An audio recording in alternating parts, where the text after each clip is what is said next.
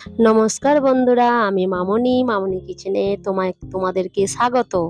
আজ আমি বানাবো সয়াবিন আলুর তরকারি। প্রথমে আমি হালকা করে জল গরম করে রেখে দিয়েছিলাম, ওইতে সয়াবিনগুলো ভিজিয়ে দিলাম। 5 মিনিটের মধ্যেই ভিজে যাবে হালকা করে গরম জল করলে। সয়াবিন ভিজে গেছে। এদিকে আমি কড়াইয়ে তেল দিয়ে দিলাম। তেল গরম হয়ে গেছে, তাতে আমি 1 চামচ হলুদ গুঁড়ো দিয়ে দিলাম। দিয়ে এবার আলুগুলো দিয়ে দিচ্ছি একে একে।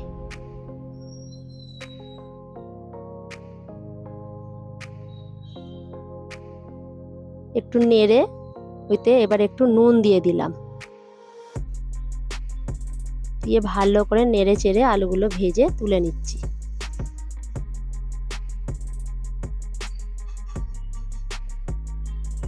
এবার এদিকে সয়াবিনগুলো ভিজে গেছে।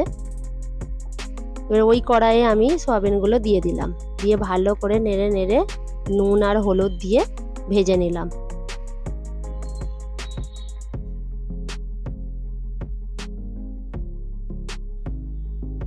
সয়াবিন ভাজা হয়ে গেছে। এবারে কড়াইয়ে আমি আরেকটু তেল দিয়ে দিলাম। দিয়ে এবারে কুচনো পেঁয়াজ দিয়ে দিলাম। পেঁয়াজগুলোকে ভালো করে লাল লাল করে ভেজে এবারে কারি পাতা আর 4টে চেরা কাঁচা লঙ্কাও দিয়ে দিলাম। এবারে দিয়ে দিলাম একটু রসুন বাটা, আদা বাটা। ওটাকেও ভালো করে নেড়ে নেড়ে ভেজে নিলাম। এবার দিয়ে দিলাম টমেটো কুচনা, নুন, 1 চামচ হলুদ, 1 চামচ লঙ্কার গুঁড়ো দিয়ে ওটাকে ভালো করে নেড়ে সামান্য পরিমাণে একটু জলও দিয়ে দিলাম। যতক্ষণ না মশলা থেকে তেল ছাড়ছে না ততক্ষণ মশলাটা কষে যেতে হবে। মশলা থেকে তেল ছেড়ে গেছে, এবার একটু ফেটিয়ে টক দই দিয়ে দিলাম।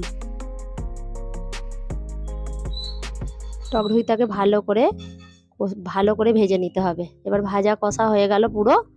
এবার আমি আলু আর সয়াবিন ভাজাটা মশলাতে দিয়ে দিলাম। দিয়ে ভালো করে কষে নিচ্ছি। কষা রেডি। এবারে জল দিয়ে দিলাম। জল দিয়ে ধনে পাতা দিয়ে ঢাকা দিয়ে দিলাম। 15 মিনিটের মধ্যে সয়াবিন আলুর তরকারি রেডি। এবার ওইতে একটুখানি বাটার আর গরম মশলা গুঁড়ো দিয়ে নামিয়ে নিতে হবে।